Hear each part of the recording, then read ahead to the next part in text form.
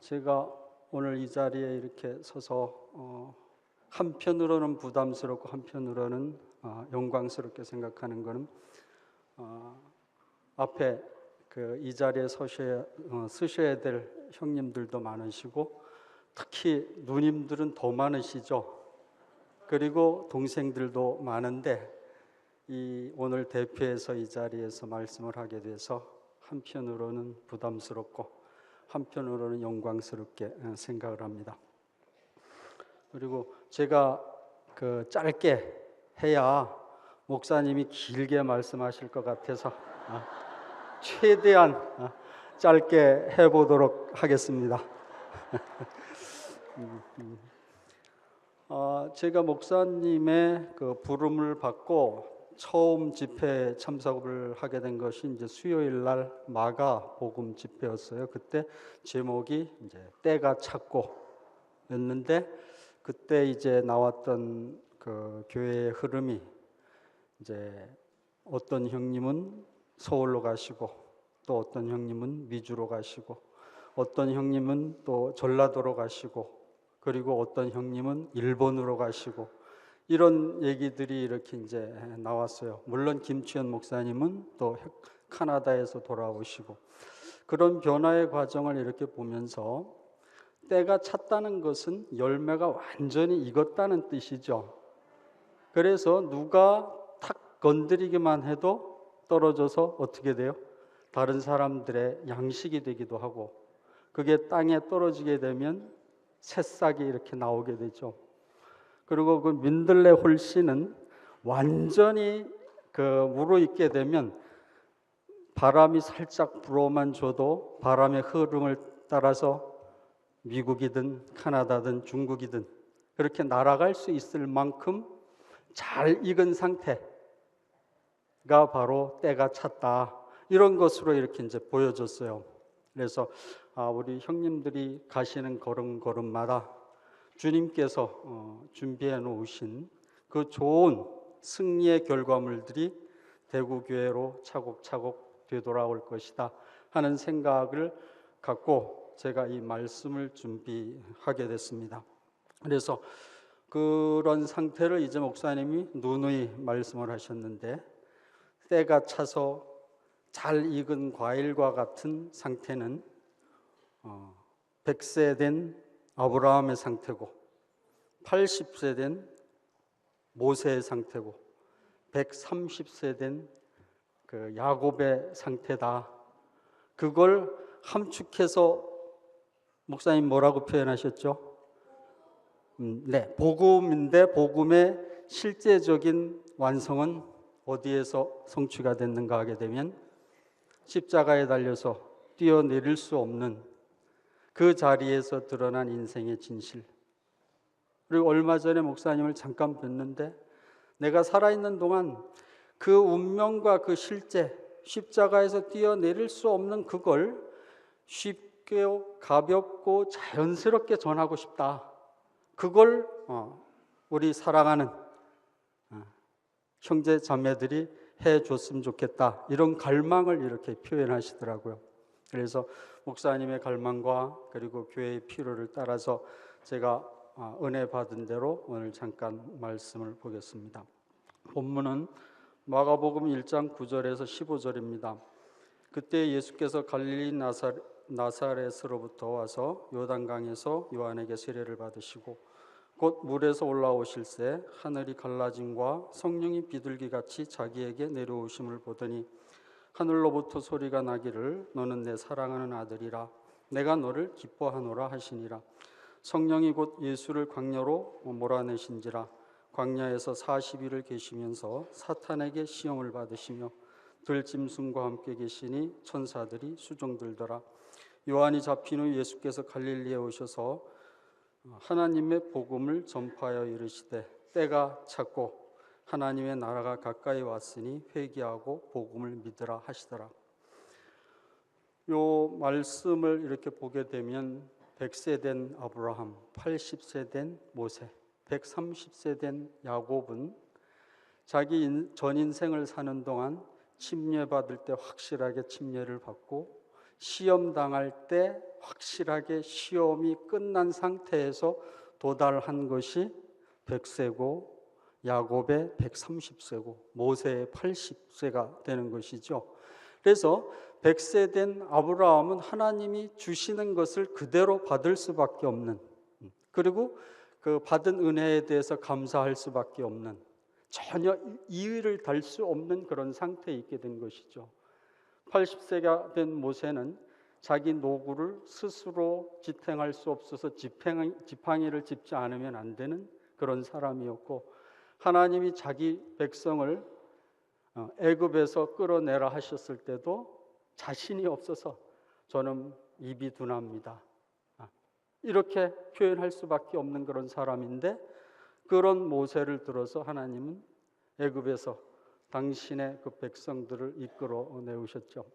그리고 130세 된 야곱은 먹을 게 없어서 구걸하러 애굽에 내려간 사람이거든요. 그런데 그 사람이 그 당시 세계를 지배하는 바로 왕을 어떻게 축복할 수 있겠어요? 그것이 바로 그 세례와 그리고 사탄의 시험에서 이긴 자들의 승리하는 모습들이다 하는 것을 오늘 어떤 과정을 통해서 주님께서 승리하셨고, 그리고 주님의 승리 안에 포함되어져 있는 우리들은 어떤 과정을 통해서 그 자리에 포함되어져 있는지를 소중하게 다시 생각해 보는 시간이 되었으면 좋겠습니다. 그 세례를 받는 것과 사탄에게 시험을 받는 것은 대상이 달라서 그렇지 주제는 끝나고 죽는 것이다. 세례를 받는다, 물속에 수장되게 되면 살 사람이 아무도 없죠. 5분 이상 물속에서 그 이상 살아남을 수 있는 사람이 없는 것처럼. 그리고 우리가 사탄을 어떻게 이기겠어요? 옛날 궁중에 그 여인들이 궁녀로 들어가게 되면 유일하게 나올 수 있는 길이 있죠. 죽어서 나오는 수밖에 없는 것처럼 인생과 그 인생을 속인 사탄과의 관계 안에서 우리 인생이 승리할 수 있는 방법은 유일하게 죽음을 지불하는 것밖에 없는 것처럼, 그 대상은 다르지만 세상에 대해서는 우리는 죽은 자로, 그리고 하나님에 대해서는 유일하게 산 자로 발견되어 가는 그 과정이 바로 침례의 과정이고, 그리고 사탄에게서 시험받는 그런 과정으로 이렇게 보여지는 것 같고, 그리고 우리 교회와 우리 인생은 어디서 살아요? 세상에서 살죠. 교회에서는 아무리 노력해도 먹을 수 있는 먹거리를 구할 수 없어요. 그래서 저는 세상에 나가는 이유가 두 가지라고 생각을 하는데, 교회 안에는 먹을 것이 없으니까 먹을 것을 구하러 세상에 나가죠. 그리고 저희들도 그 먹을 거리를 위해서 세상살이를 하다가 하나님의 부름을 받아서 교회 안으로 불려지고 난 다음에 온전한 구원을 깊이 이렇게 누리는 사람이 됐죠. 내가 그 자리에서 부름받아서 구원받았던 것처럼 세상에 나가는 두 번째 이유는 바로 세상에 있는 사람들에게 복을 주고 구원의 길을 열어주려고 나가는 것이죠. 그래서 세상에 나가는 이유는 먹을 것을 구하러 나갈 수밖에 없다. 그리고 두 번째 나가는 것은 우리가 그 자리에서 구원받았기 때문에 그 속에 우리가 구원받았듯이 구원해야 될 우리의 식구들이 있기 때문에 나가게 되는 것이죠. 그래서 항상 우리는 세상에 대해서, 그리고 세상을 만든 실제는 사람이지요. 그 사람을 사로잡은 그 배후에 공중권세 잡은 자, 우리 인생을 속이고 거짓말해서 사람을 사람답게 살지 못하는 그 사탄을 우리가 사로잡지 않으면 우리의 전쟁은 끝날 수 없다 하는 것이 교회 생활을 하면서도 매일매일 경험하는 것들이죠. 그래서 우리 자신들이 세례의 과정과 그리고 그 사탄의 시험, 그 전쟁에서 확실하게 승리하는 사람들이 된다면 어떻게 되겠어요? 언제 어디서든지 하나님을 표현하고 교회를 자랑하고 어떻게 하나님이 내 인생의 생명이 되시고 내 주가 되셨는지를 자기의 언어로 자기의 생활로 표현할 수 있는 사람들이 되는 게 당연하겠죠. 그것이 바로 목사님이 우리에게 본으로 보여주셨고 앞에 계신 수많은 형님들과 누님들이 그 본을 보여주셨기 때문에 저는 한 번도 교회 생활하면서 피곤하다, 힘들다 이런 생각을 해본 적이 없어요. 왜? 수많은 허다한 본들이 앞에 있었기 때문에 쫓아가기가 바빴고 따라가기가 바빴지 다른 일 때문에 힘들거나 피곤한 일은 없었다 하는 생각을 지금 와서 다시 이렇게 하게 되는 것 같습니다. 그래서 그 목사님과 저와 관계 안에서 목사님은 어떤 식으로 저에게 침례를 주셨는가 하면 제가 처음 교회에 오게 됐었을 때 그때만 해도 정의롭고 그리고 열정이 있는 그런 사람이었기 때문에 이 세상에 선을 극대화시키고 계속 키워나가면 선이 커지는 만큼 악은 작아지거나 최종적으로는 없어지거나 이렇게 될 것이다 라는 것이 제 생각이었고 신조였던 것 같아요. 그런데 목사님이 내게 보여주신 것은 선이나 악이나 뿌리가 같기 때문에 그리고 한 나무에서 수확되는 두 열매이기 때문에 네가 생각하는 것처럼 절대 안 된다. 그걸 저에게 보여주셨던 것 같아요. 그래서 그 말씀을 듣고 목사님이 사시고 우리 형제 자매들이 변화되어 가는 그 과정을 통해서 저는 사회과학이라는 강을 이렇게 쉽게 건너왔던 것 같아요. 그리고 이제 제가 우리 그 성식이 형님네 그 약국에서 일을 하고 그리고 그 자길이 형님네 약국에서 일을 할 때 안 생겨야 될 큰 일들이 생겼어요. 예를 들어 가지고 제가 지어준 그 약을 먹고 그 환자가 사망하는 사건이 약화 사고가 생긴 거죠. 그리고 제가 근무를 하게 되니까 옆에 있는 그 약국이 자기네 약국보다 장사가 되니까 검찰에 고발을 해가지고 제가 경찰서에 가서 이제 조사를 받는 그런 일들이 이렇게 이제 생기게 됐었을 때 우리 그 자매가 얼마나 불안했겠어요. 목사님, 우리 환수 형제 왜 그 저렇게 그 근무하기가 힘들고 이런저런 일들이 많이 생기는 곳에 두시지 말고 딴 곳으로 이렇게 옮겨주시면 안 될까요? 이렇게 목사님한테 여쭤봤어요. 그때 목사님이 내리신 처방은 아주 간단합니다. 환수가 어디 있든지 간에 하나님을 표현하면 되지. 이렇게 말씀하셨어요.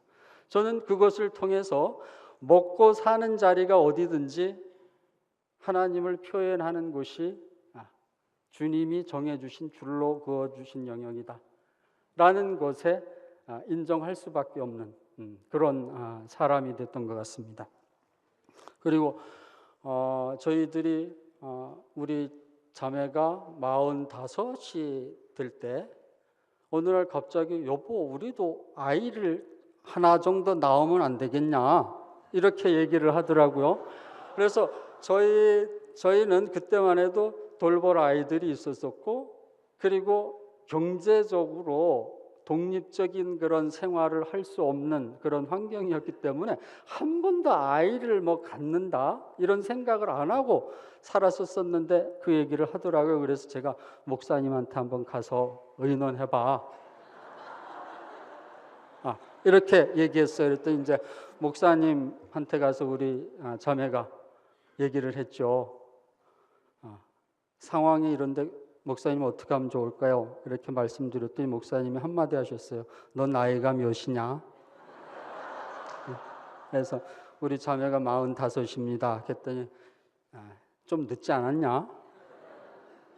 그렇게 해서 제게는 그 아이의 문제도 교회 생활하고 목사님이 그 보여주신 그 인격 안에서 자연스럽게 이렇게 이제 정리가 됐습니다. 그래서 그런 과정을 이렇게 이제 보게 되면 각자 침례받는 그 과정을 통해서 공통적인 결론이 뭐죠? 한 세계가 끝나고 새로운 세계가 시작이 된다.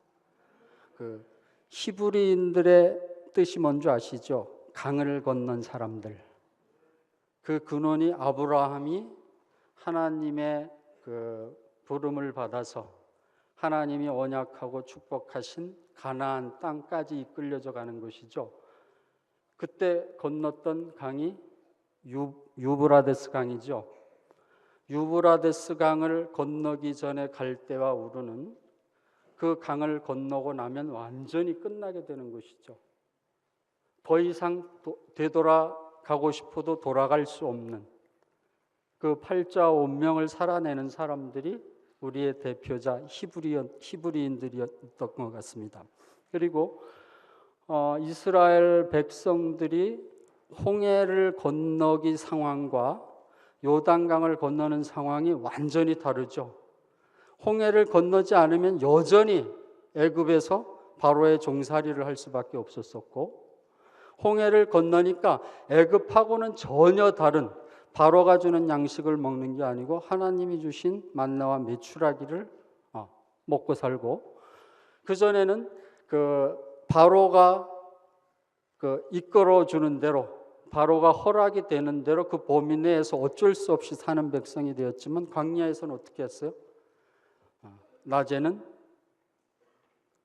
구름 기둥으로, 그리고 밤에는 불 기둥으로 이끌려 가면서 하나님과 점점점 그 보조를 맞춰서 하나님과 동행할 수 있는 그런 백성들로 이렇게 변화가 되는 것이죠.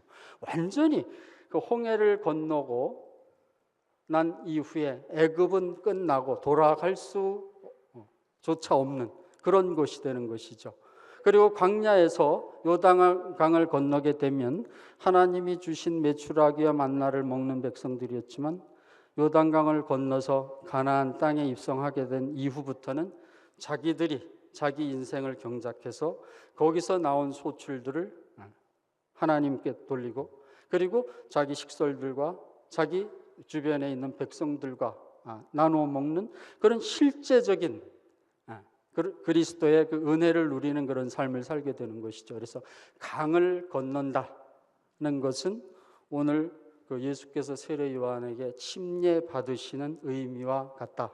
저는 그렇게 생각을 하고 있습니다. 그래서 침례를 받으면 옛 세계는 끝나고 새로운 세계가 시작이 된다 하는 것을 우리가 알게 될 때, 우리 인생에 있어서 세례는 왜 중요한가?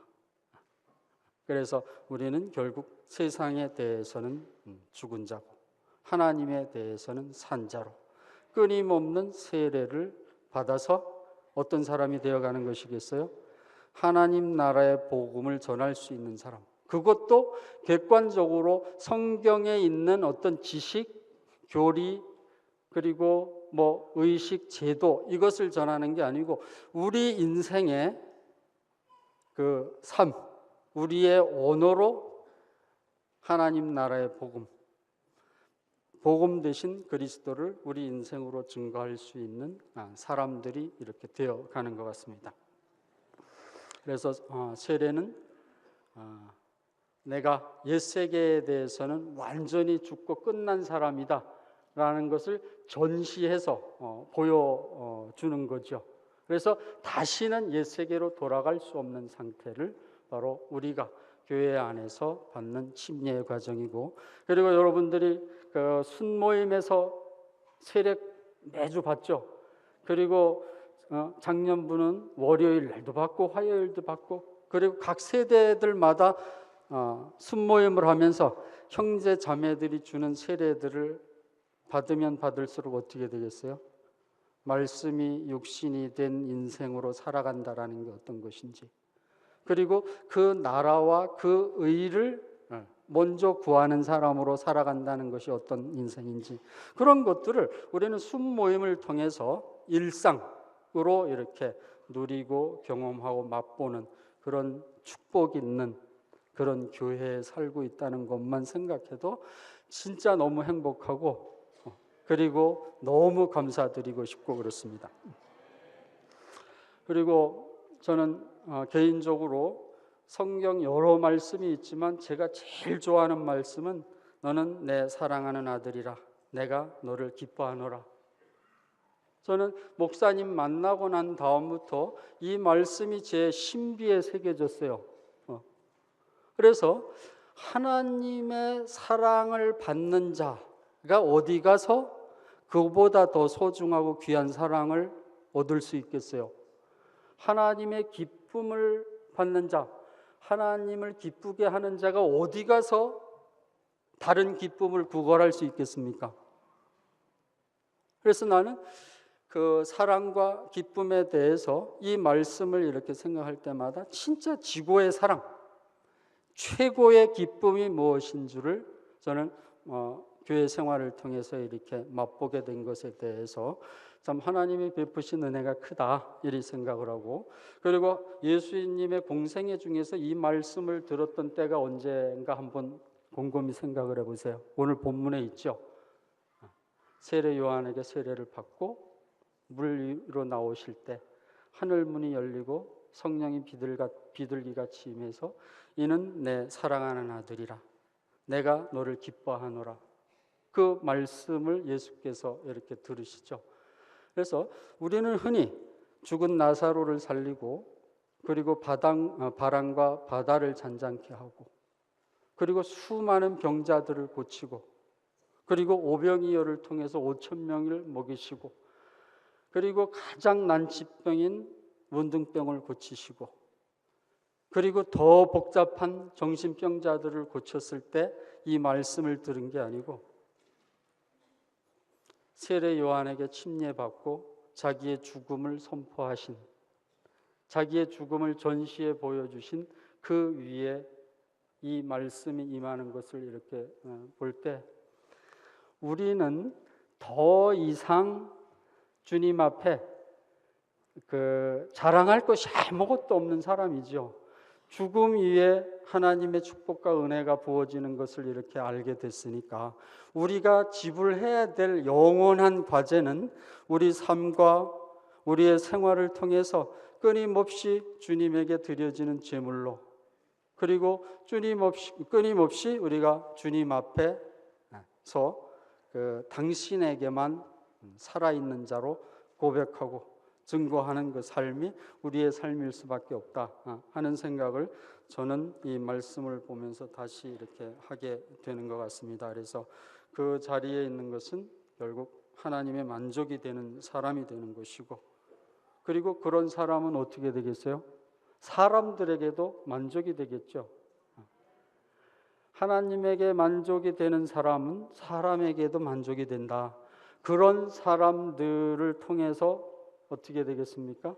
하나님 나라의 복음이 증거가 되는 게 당연할 것이고, 그리고 하나님을 따르고 하나님에게 순종하고 하나님에 의해서 변화되고 조성된 사람들이 이런 사람들이다라는 것이 얼마나 정확하고 확실하게 이렇게 증거하고 증명이 되겠어요.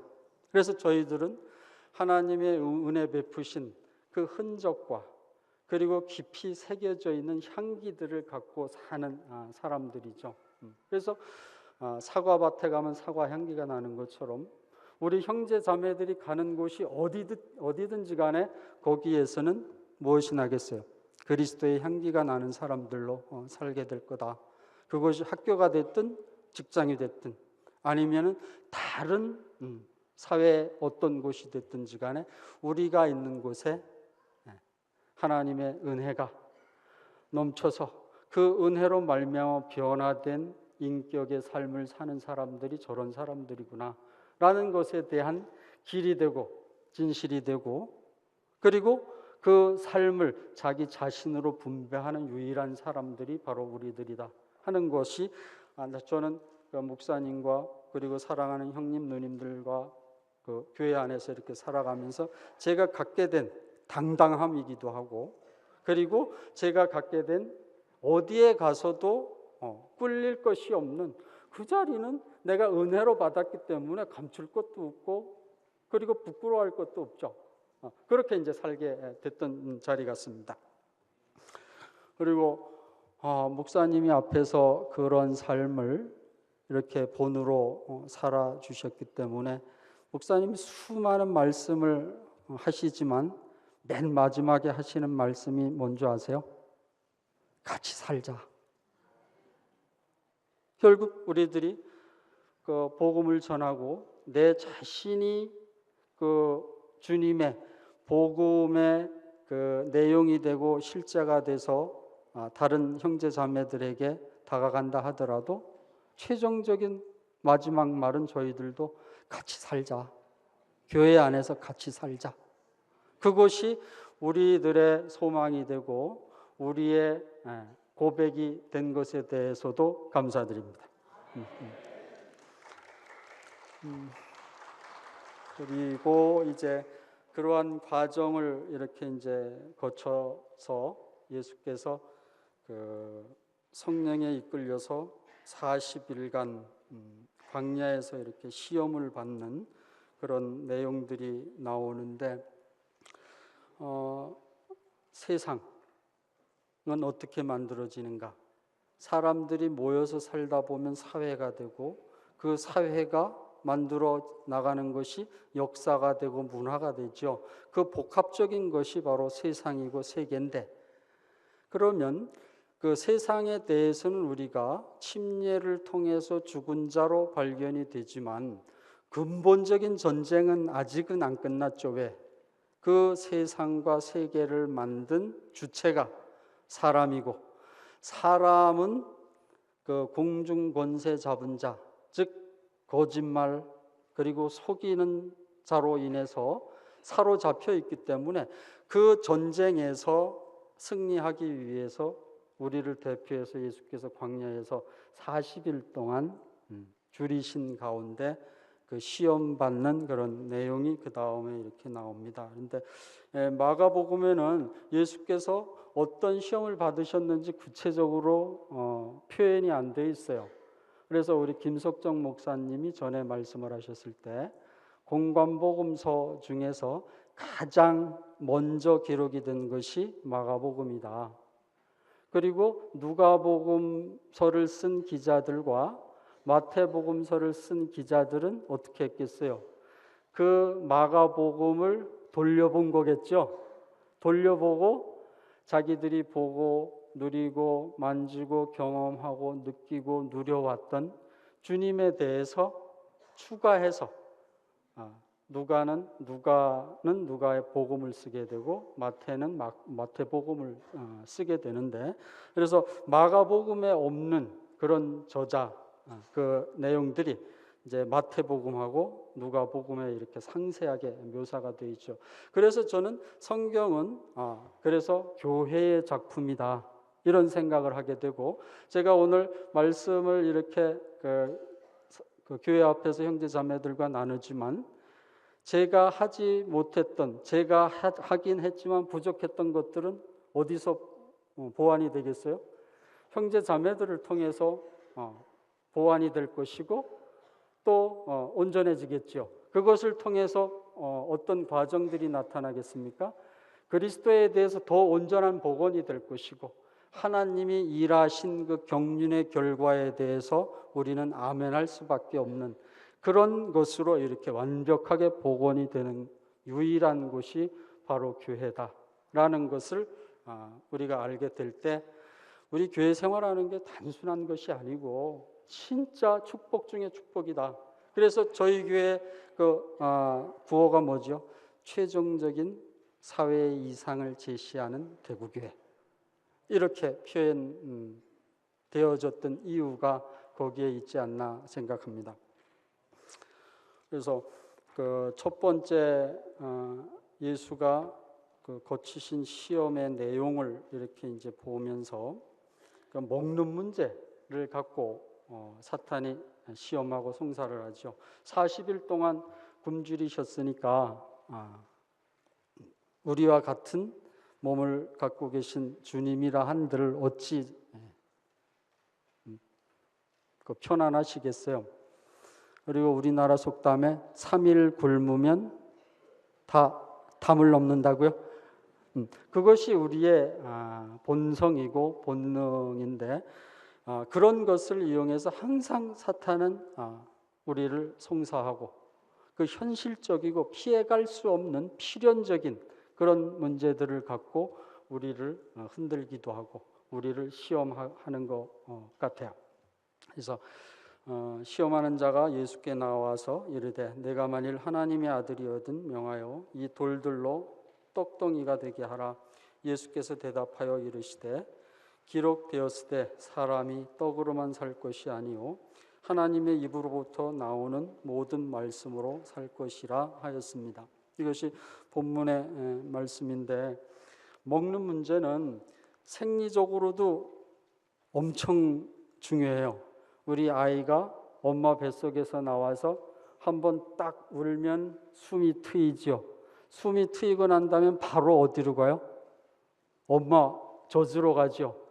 젖 먹기 시작해서 우리는 어떤 사람이 됐든지 간에 죽기 전까지 먹지 않으면 살 수 없는 것이 우리 인생입니다. 그리고 성경을 이렇게 봐도 아담을 지으신 그 하나님이 첫 번째 하신 말씀이 먼저 우리 대구교회 식구들은 다 알죠. 동산에 있는 열매는 너희들이 임의로 먹되 선악을 알게 하는 나무의 열매는 먹지 말아라. 먹어라 먹지 말아라. 그거부터 시작을 하죠. 그리고 그 성경의 마지막인 그 계시록을 이렇게 보면 7교회에 대해서 언약을 하실 때 에베소 교회에 대해서 뭐라고 말씀하시죠? 이기는 자들에게는 생명나무 열매를 주어 먹게 하겠다. 그리고 마지막 교회인 라오디게아 교회에 대해서는 뭐라고 말씀하세요? 나는 너로 더불어 먹고 너는 나로 더불어 먹으리라. 이렇게 말씀을 하시죠. 그리고 그 이스라엘 백성이 먹는 문제 때문에 계속 애굽으로 내려갔어요. 그럴 때마다 어떤 일이 생기죠? 쑥스럽고 민망하고 창피하고 그러다 결국은 먹는 문제에 갇혀서 애굽의 노예가 됐습니다. 그만큼 우리가 이제 어떤 양식을 먹느냐에 따라서 우리 인생의 삶의 질과 그 내용이 이렇게 달라지는 것 같아요. 그래서 우리가 먹어야 될 양식은 예수께서도 말씀하신 것처럼 떡으로만 살 것이 아니고 떡을 부인하는 게 아니시고요.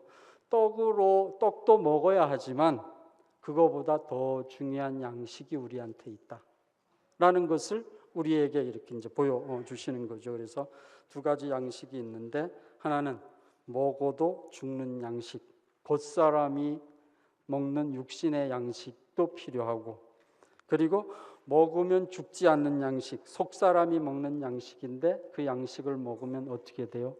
말씀이 육신이 되고 육신이 된 그 말씀으로 인해서 아름다운 인격들이 변화되고 자라나게 되고 그 인격들이 연합하고 건축이 된 것이 지금 교회죠. 그러니까 완전히 어떤 양식을 먹느냐에 따라서 우리 삶의 방향과 내용이 달라지게 되는 것을 주님께서 아셨기 때문에 떡으로만 살 것이 아니고 하나님의 입으로부터 나오는 모든 말씀으로 사는 것이 우리 인생이다. 이렇게 확실하게 규정을 지어주신 것 같습니다. 그리고 그 다음에 나온 그 문제가 기적의 문제. 저는 이 말씀이 제일 어려웠어요.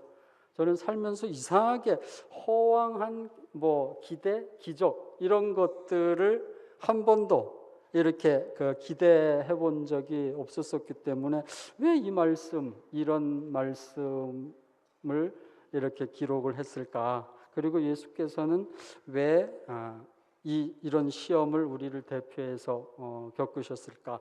이런 걸 이렇게 이제 생각을 할 때 이에 마귀가 예수를 거룩한 성으로 데려다가 성전 꼭대기에 세우고 이르되 내가 만일 하나님의 아들이거든 뛰어내리라 기록되었을 때 그가 너를 위하여 그의 사자들을 명하시리니 그들이 손으로 너를 받들어 발이 돌에 부딪히지 않게 하리로다 하였느니라. 예수께서 이르시되 또 기록하였으되 주 너의 하나님을 시험하지 말라 하였느니라. 그 마태복음 4장 5절에서 7절까지 말씀인데, 기대할 수 없는 것을 기대하게 되는 것은 제 경험상으로는 탐심 아니면 자기 영광을 위해서 기대할 수 없는 것을 기대하게 되는 것 같아요. 그래서 저는 그 관점에서 제가 교회 생활을 하는 동안 나는 하나님을 고백을 할 때 내게 어떤 하나님으로 고백되어지는 것이 가장 나다운 고백인가를 생각할 때 나의 하나님은 생명의 하나님이시다. 난 그것이 저한테 가장 큰, 여러 다윗이 고백한 하나님에 대한 그 고백이 참 많죠. 그런데 나는 내대로 교회 생활하고 말씀을 듣고 주님의 은혜를 통해서 변화된 그 과정을 통해서 고백할 수 있는 하나님은 생명이신 하나님, 산자의 하나님, 그것이 저는 가장 저한테 깊이 이렇게 그 은혜 베푸시는 하나님으로 이렇게 인식이 된 것 같습니다. 그래서 하나님은 생명의 하나님이시기 때문에 하나님이 주신 생명을 갖고 살릴 것인지 죽일 것인지 우리 스스로가 그것을 시험할 수 있는 자격이 없는 것이죠. 오로지 우리가 어떤 문제가 생기게 되면 하나님 살려주십시오 라고 고백하는 것이 당연한 우리의 자리인 것 같아요. 그래서 우리가 그런 걸 이렇게 이제 생각하면 우리 시수영님은 14층에서 떨어지셨는데 진짜 기적처럼 사셨죠. 그런데 우리가 14층에 올라가서 또 다시 한번 뛰어내려서 살리시나 안 살리시나 그거 시험해봐야 되겠습니까? 그렇죠. 그게 바로 우리 인생의 자리인 것 같아요.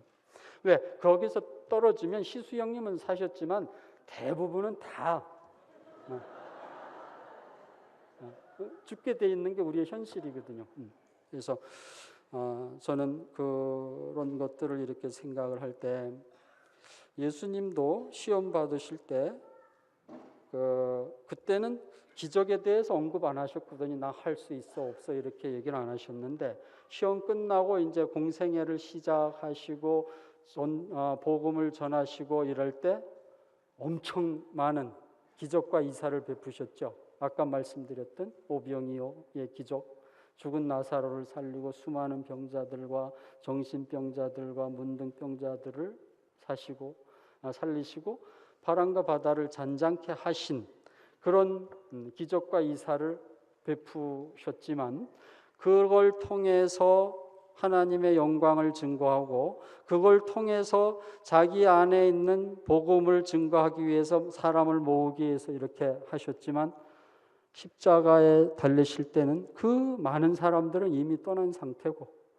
가장 좋아하고 존경한다고 따르던 제자들도 다 그분을 버리고 떠난 상태죠. 아무것도 남아있지 않는 상태가 바로 예수께서 수많은 기적을 베푸신 이후에 십자가로 가실 수밖에 없는 과정을 통해서 드러난 것이 바로 인간의 원형, 피해갈 수 없는 하나님이 태초에 사람을 지으실 때 그 지으셨던 하나도 추가되고 빼지지 않는 인생의 진실이 그 자리에서 이렇게 드러나게 되는 것이죠. 그걸 이렇게 이제 보게 되면 수많은 기적과 이사를 행하셨지만 결국 십자가에서는 아무것도 남지 않음으로 인해 가지고 우리는 기적을 베풀든 기적을 베풀지 않든지 간에 우리 인생의 원형은 변함이 없다. 그래서 무엇이 입증이 되는 거죠? 우리는 하나님을 시험할 수 있는 존재가 아니다. 하나님한테 홍 주세요, 팥 주세요 이렇게 요구할 수 있는 존재가 아니라는 것이 바로 우리 인생에게 정해져 있는 본질 같습니다.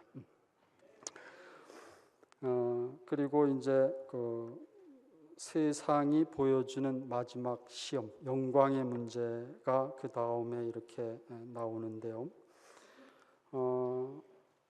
마귀가 또 예수를 이끌고 올라가서 순식간에 천하만국을 보이며 이르되 이 모든 권위와 그 영광을 내가 내게 주리라. 이것은 내게 넘겨준 것이므로 내가 원하는 자에게 주노라. 그러므로 내가 만일 내게 절하면 다 내 것이 되리라. 예수께서 대답하여 이르시되 기록된 바 주 너의 하나님께 경배하고 다만 그를 섬기라 하였느니라. 이건 누가복음 4장 5절에서 8절까지 나오는 얘기입니다. 그래서 실제적으로 우리가 돈에 경배를 하면 돈을 벌 수 있죠. 그런데 어떻게 되죠? 결국에 가서는 돈의 노예가 되죠. 그리고 우리 신유길 교수님은 아니신 것 같은데 학문을 하면 할수록 어떻게 돼요? 학문에 자꾸 매이게 되죠. 그리고 그 권력에 절하고 경배하면 권력이 획득이 되지만 결국에 가서는 권력의 노예가 되죠. 그래서 권불 10년 그런 얘기들이 그래서 나오는가 봐요. 10년 권세가 10년 이상 가면 지속되는 그 권력이 있을 수 없다. 그런 이야기가 그런 관점에서 이렇게 나오는데, 그렇지만 하나님께서는 우리에게 그런 상황 속에 있는 우리들에게 뭐라고 말씀하시는가 하게 되면 너희가 진리를 알지니 진리가 너희를 자유케 하리라 이렇게 말씀하시고, 예수께서 제자들에게 내가 곧 길이요 진리요 생명이다 이렇게 말씀을 하시잖아요. 그래서 그 하나님이 말씀하신 그 실제, 그리고 예수께서 제자들에게 보여주신 그런 그 내용을 이렇게 보게 되면 그 중심에 흐르는 것은 뭘까? 저는 곰곰이 생각해 본 결과 가장 기초적이고 가장 중요한 말씀이 나는 하나님의 목적을 따라 지어진 피조물이다. 우리의 형상을 따라 우리의 모양대로 사람을 짓자 하시고 그 지음받은 사람들을 통해서 하나님이 지으신 모든 만물들을 지배하고 정복하고 다스리게 하신 그것 자체를 놓고 봤었을 때 하나님이 지으신 피조물로 자기 인생이 해석이 되고 또 그 안에서 발견이 되는 인생만큼 정상적이고 온전한 인생이 없다. 그런 관점에서 이렇게 생각을 해보면 결국 예수께서 마지막 구절에 주 너희 하나님께 경배하고 다만 그를 섬기라 하였느니라 라는 말씀이 어디에서 나올 수밖에 없는지 그 기초가 확실하게 이렇게 정리가 되는 것 같습니다. 그리고 그런 것들을 이렇게 이제 생각을 할 때 그 자리에서 드러나는 인격의 영광을 누리고 경험하지 못하면 우리는 자꾸 자기 영광을 위해서 끊임없이 경주를 하게 되죠. 그런데 경주를 하면 할수록 어떻게 돼요? 인생은 메말라지게 되고, 그리고 투쟁과 분열은 끊임없이 생기게 되겠죠. 그 결과 인생을 낭비하게 되고 그 인생의 본분을 떠나서 점점 시간이 갈수록 인격의 영광에서 이제 멀어지는 그런 그 우울하고 비참한 그런 인생을 살게 되는 것이 결국 사탄에게 허락되어진 공중 권세 잡은 자, 즉 우리 인생을 속이고 거짓말하는 자에게 경배해서 돈이든 명예든 권세든 그것에 매여서 살게 되면 하나님이 주시는 자유와는 다른, 그래서 이는 내 사랑하는 자요 기뻐하는 자다라는 그 말씀을 들을 수 있는 그 자리에서는 점점 벗어나게 되는 것이죠. 그래서 저는 이 말씀을 통해서 가장 존귀한 사람은 가장 영광스러운 것에 쓰여지는 사람이다. 그것이 확실하게 이렇게 입증이 되는 것 같아요. 우리 목사님이 재미난 비유로 말씀하실 때 뭐 군수를 위해서 일하는 사람도 있고 국무총리를 위해서 일하는 사람도 있고 다 영광이 있지만 그래도 대통령을 위해서 일하는 사람만큼 영광스럽겠냐? 그런데 우리가 아무것도 아닌 우리가 하나님의 영광을 위해서 일하는 사람으로 평생이 허비되고 소모가 된다면 그 인생만큼 영광스러운 인생이 어디 있겠습니까? 그래서 저는 그렇게 사는 우리 교회 안에 우리 형님 누님들을 참 많이 봤어요. 이름을 거명해도 되겠나 모르겠는데요. 자본주의 꽃은 자본이죠. 돈이에요. 그래서 자본주의 사회 속에서 살면서 승리한 사람의 가장 큰 그리고 가장 부각되는 예표 중에 하나가 돈을 벌지만 돈에 대해서 자유롭게 사시는 분들 우리 교회에 많죠. 우리 또래인 박찬혜 형제도 그렇고 우리 시동이 형제도 그렇고 그리고 그 위에 최명순 누님도 그렇고 성식영 님도 그렇고 그리고 상근이 형님 이렇게 이제 보게 되면 가끔씩 재미난 생각을 합니다. 지금 이 아름다운 그 건축 안에서 우리가 이런 모임을 하고 또 교제를 하고 하는 이 공간은 목사님과 우리 엄마 아빠들과 삼촌 이모들이 지금 주일 학교까지 포함해서 누릴 수 있는 이만한 조건들을 그분들이 이렇게 만들어서 우리에게 은혜 베푸신 거거든요. 그런데 우리 중고등부 아이들, 지금 우리 양생의 아이들이 우리 교회의 주류가 됐었을 때 이거는 좁고 또 그때 되게 되면은 안 맞을 수도 있어요. 그러면 더 좋은 그리고 더 많은 일들이 생기게 되는데 난 그래서 우리 중고등부 선생님들 그리고 양문의 멘토들은 인격의 말씀을 먹이는 것도 필요하고 중요하고 그리고 우리 교회의 장래를 위해서 이제는 큰 투자, 큰 인물들 경영을 해도 좀 큰 경영을 하는 사람 사업을 해도 좀 큰 사업을 할 줄 아는 사람 이런 사람들을 이제는 우리 사랑하는 선생님들과 멘토들이 이렇게 생각을 좀 하시면 좋지 않겠나 하는 생각을 이렇게 하게 됩니다. 왜? 필요는 커지고 해야 될 일은 많고 그것을 위해서 재정적인 그런 부분들도 마련이 되게 되면 얼마나 좋겠어요. 예를 들어가지고 김치현 목사님이 오셨을 때 우리가 넉넉하면 더 좋은 조건에서 말씀 편하게 하실 수 있는 여건들을 만들어 드릴 수 있거든요.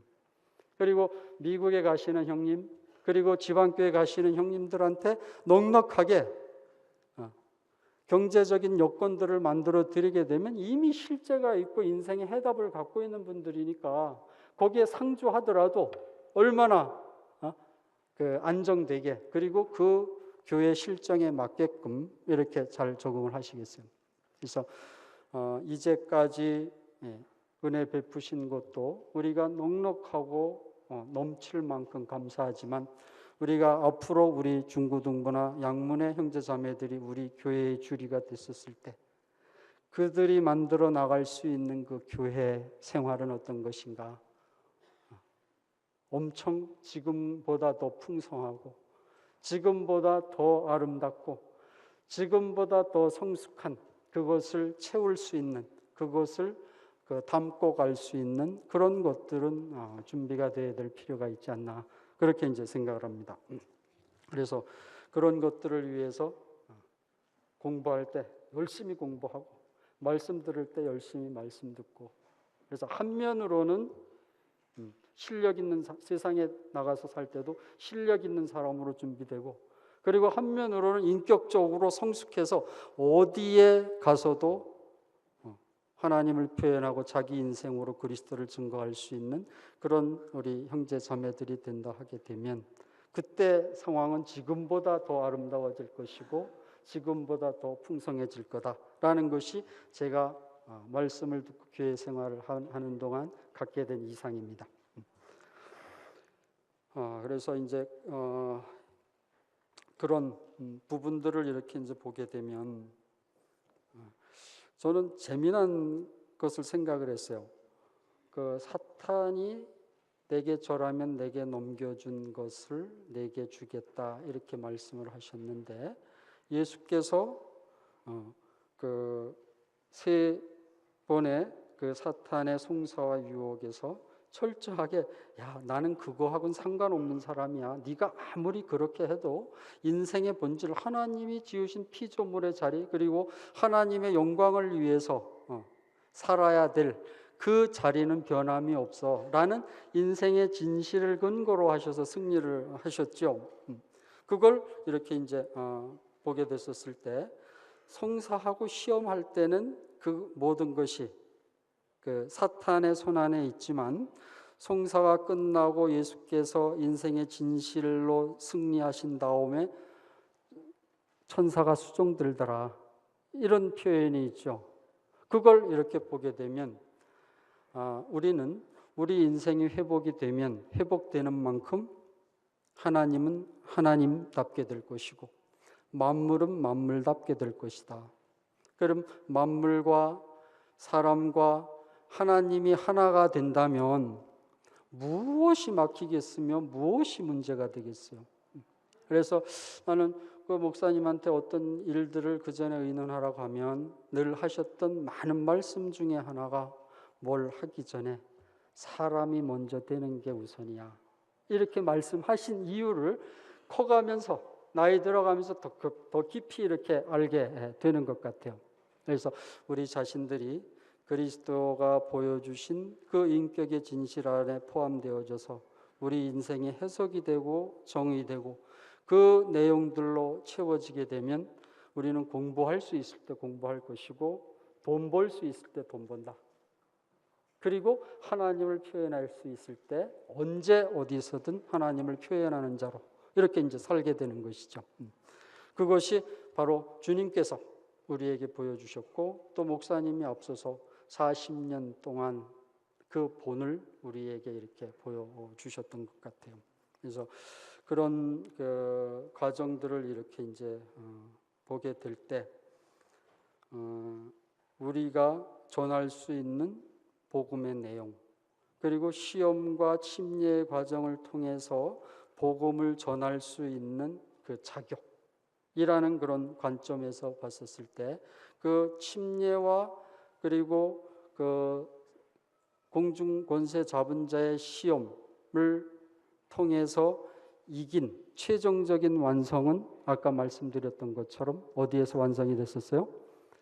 십자가에 달려서 뛰어내릴 수 없는 그 자리, 그 자리에 100세 된 아브라함도 있고 그리고 80세 된 모세도 있고 그리고 130세 된 야곱도 있고 또 가장 기초에는 흙으로 빚어진 우리의 인생도 있고 그리고 오늘 밤이라도 내 영혼을 거두어가면 내게 속한 것이 누구의 것이 되겠느냐라고 규정되어진 그 우리의 인생도 그 안에 이렇게 포함되어지게 되는 것 같습니다.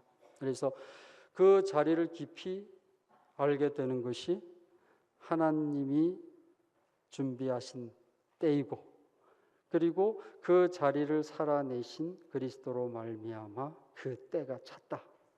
그리고 목사님은 우리 앞에서 40년 동안 그 때의 소중함, 그 운명과 그 실제의 진실함이 어떤 것인지를 우리에게 본으로 보여주셨다. 그래서 우리의 때는 언제 차겠습니까? 그 자리에 우리 인생이 깊이 포함되어져서 나는 사도 바울처럼 나는 십자가 이후에는 전하지도 않고 말하지도 않겠다 라는 그 자리 그리고 아까 말씀드렸던 나는 세상에 대해서는 죽은 자고 하나님에 대해서는 유일하게 살아있는 자로 고백되어지는 그 자리를 우리 인생에 깊이 이렇게 살아내게 될 때 우리의 때는 항상 그리스도 안에 포함되어져서 늘 차 있다 이것이 우리가 누리는 축복이고 은혜다 하는 생각이 이렇게 듭니다. 그리고 이제 마지막 보면 아멘 주 예수여 어서 오시옵소서. 요 말씀은 제가 원래 이 말씀을 하기 이전에 저는 계시록을 하고 싶었어요. 계시록 마지막을 하고 싶었었는데 이제 마가복음 집회에 참석하면서 때가 찼다라는 것으로 바꿔야 되겠다 했는데 그 전에 우리 자매하고 교제를 하면서 주 예수여 오시옵소서 그 의미에 대해서 교제를 했어요. 저는 이걸 어떻게 생각을 하고 이해를 했는가 하면 사도 요한은 밤모섬에 갇혀 있었지만 하늘에서 내려오는 새 예루살렘 성 안에서 자기는 신부가 되고 주님은 신랑이 되셔서 하는 그 혼인잔치의 그 풍성함, 온전함을 경험하고 맛본 사람이죠. 더 이상 무슨 소원이 있겠으면 무슨 소망이 있겠어요. 그럼에도 불구하고 주 예수여 어서 오시옵소서라고 고백할 수밖에 없는 사람은 매일매일 십자가 안에 포함되어져서 뛰어내릴 수 없는 그 운명을 살아내는 사람만이 누릴 수 있는 은혜고 축복이다.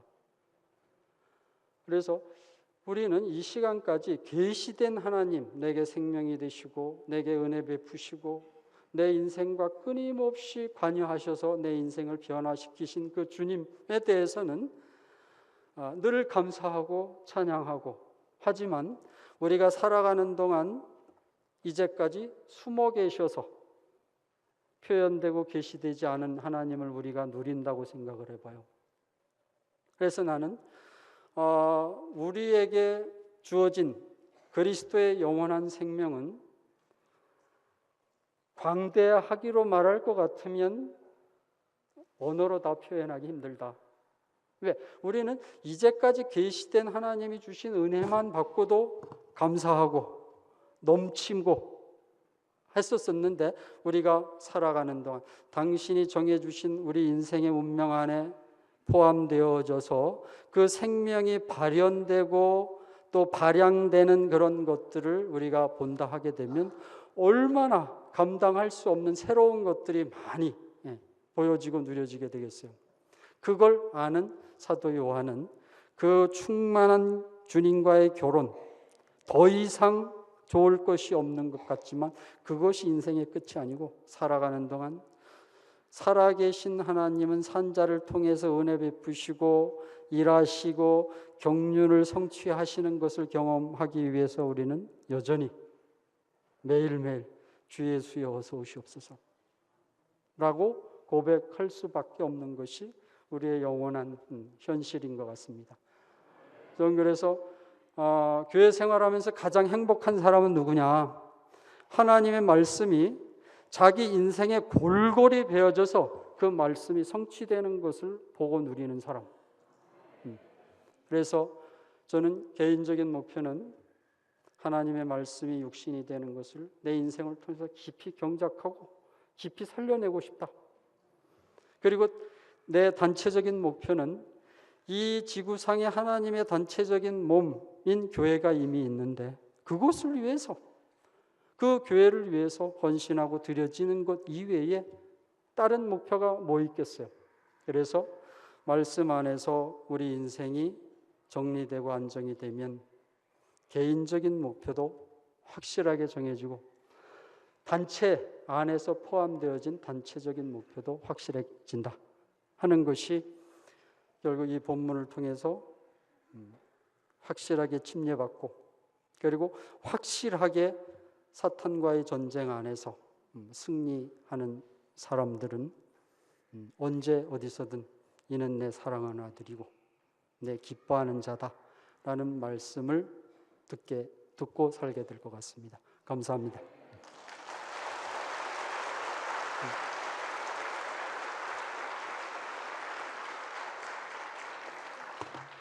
잠깐 기도하고 마치겠습니다.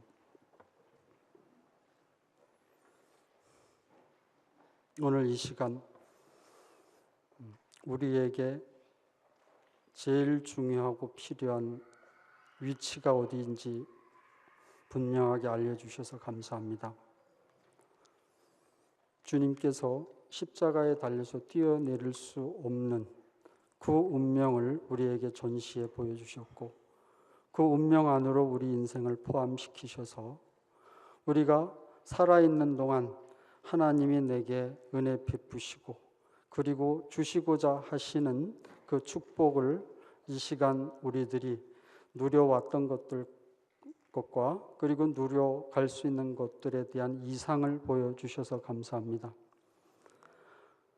그 과정을 통해서 당신께서 영광 받으시기를 원하시고, 그리고 그 영광 안에 포함되어져서 날이면 날마다 주님에게 더 온전하게 드려지고 더 온전하게 쓰여지는 인생이 되기를 원합니다. 주 예수 그리스도의 이름으로 기도합니다. 아멘.